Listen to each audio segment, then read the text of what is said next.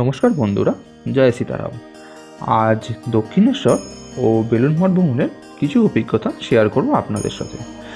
আর বলবো বেলুড় মঠের কোথায় আপনারা বিনামূল্যে রেস্ট নিতে পারেন দুপুরে মন্দির বন্ধের সময়। তো শুরু করা যাক আজকের ভিডিও। দমদম স্টেশন থেকে ডানকুনি লোকালে চেপে চললাম দক্ষিণেশ্বরের উদ্দেশ্যে। দক্ষিণেশ্বরে নেমে বুঝতে পারলাম আজ রাস পূর্ণিমা উপলক্ষে জনসমাগম একটু বেশি হয়েছে। তো ঠিক আছে, এগিয়ে চললাম আমরা দক্ষিণেশ্বর স্কাইওয়াকের উদ্দেশ্যে। স্কাইওয়াকে উঠেও দেখি বেশ ভিড়। স্কাইওয়াক ধরে হেঁটে চললাম মন্দিরের উদ্দেশ্যে। পাশে রয়েছে সারি সারি পুজোর ডালার দোকান, যেখান থেকে পুজোর জন্য আপনারা সামগ্রী কিনতে পারেন। এরমই এক মাসির থেকে আমরাও নিয়ে নিলাম পুজোর জন্য সামগ্রী।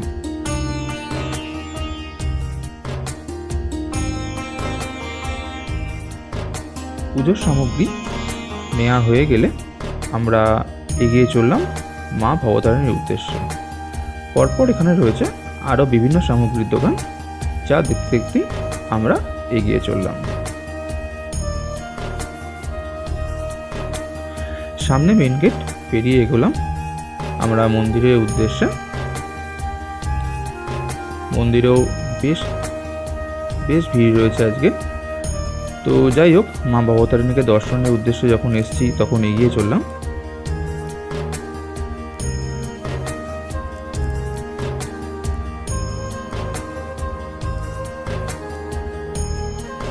ডান পাশে রয়েছে ফুড প্লাজা, যেখানে আপনারা আপনাদের ব্রেকফাস্ট বা লাঞ্চটা সেরে নিতেই পারেন। আর বাঁ পাশে রয়েছে মা ভবতারিণী মন্দিরের চূড়া।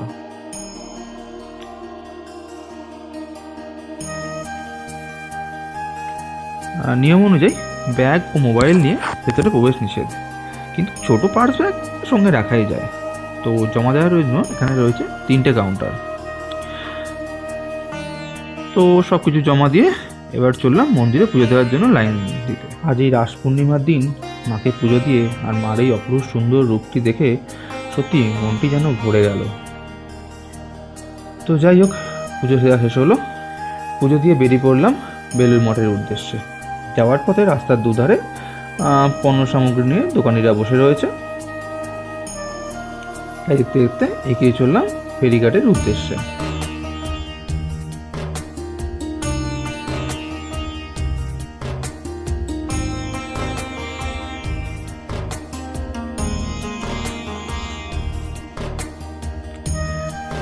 টিকিট কেটে গঙ্গার শোভা দেখতে দেখতে এগিয়ে চললাম লঞ্চ ধরার জন্য। এই শীতের সকাল আর গঙ্গার সুন্দর শোভা উপভোগ করতে করতে আমরা এগিয়ে চললাম।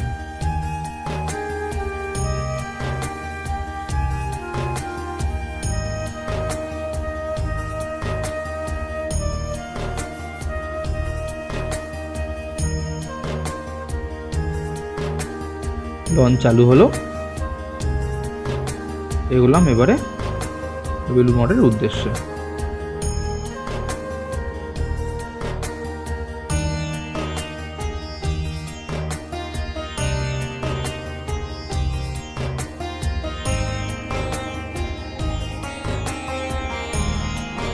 সামনেই নিবেদিতা ব্রিজ।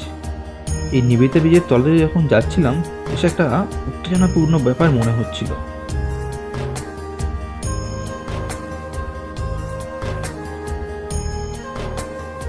গঙ্গার ধারে বাঁধানো ঘাট, স্নান করছে কিছু বাচ্চারা। তাই দেখতে দেখতে এগিয়ে চললাম বেলুড় মঠের উদ্দেশ্যে। অবশেষে দেখা মিলল আমাদের গন্তব্যে বেলুড় মঠের চূড়া, যা আজও স্বামীজির চিন্তাভাবনাকে গর্বের সাথে মা তুলে দাঁড়িয়ে রয়েছে। ওঠো, জাগো, যতদিন না লক্ষ্যে পৌঁছেছে ততদিন নিশ্চিন্ত থেকো না। ওঠো, আর একবার ওঠো। ত্যাগ ছাড়া কিছুই হতে পারে না। কাজের সামান্য আরম্ভ থেকে ভয় পেও না। না, কাজ সামান্য থেকেই বড় হয়ে থাকে। সাহস অবলম্বন করো। স্বামীজির এই বাণীগুলোই তখন মনে পড়ছিল। এগুলো আজও চিরন্তন সত্য হয়ে রয়েছে। অবশেষে আমাদের লঞ্চ এসে পৌঁছলো জেটিতে।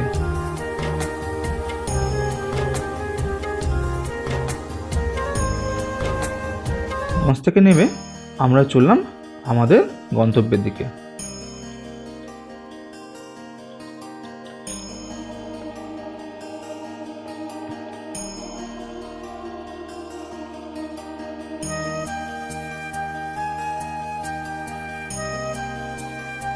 দাঁড়িয়ে রয়েছে স্বামীজির প্রতিষ্ঠিত সেই বেলুড় মঠ। ভেতরটা ঘুরে এলাম, ঘুরে এসে এবার চারপাশটা একটু দেখে নেওয়ার পালা। রাস পূর্ণিমা উপলক্ষে এখানেও ভক্ত সমাগম বেশ ভালোই হয়েছে।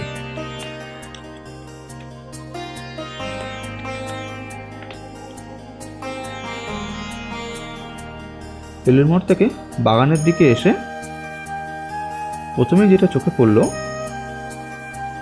সেটি হচ্ছে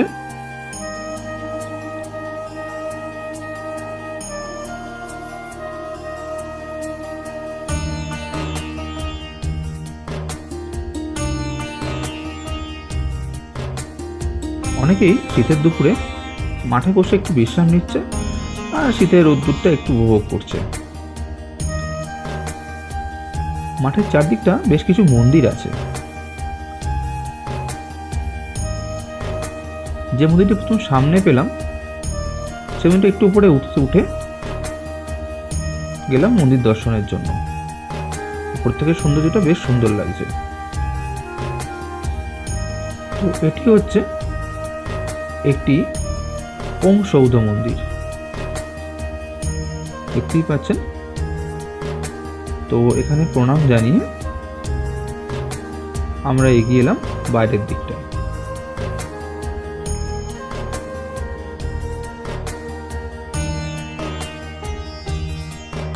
বেশ কিছু মানুষ শীতের দুপুরটা উপভোগ করছে আর সঙ্গে তো রয়েছে সেলফি তোলা। গঙ্গার ধারেও কিছু মানুষকে দেখতে পাচ্ছি যারা গঙ্গার শোভা উপভোগ করছেন।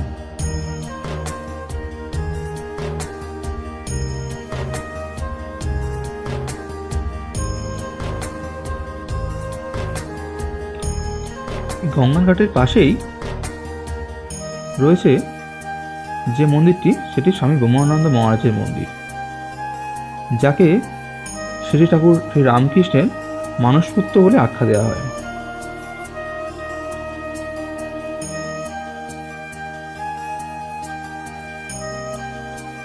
এটি হলো স্বামী বিবেকানন্দের কক্ষ।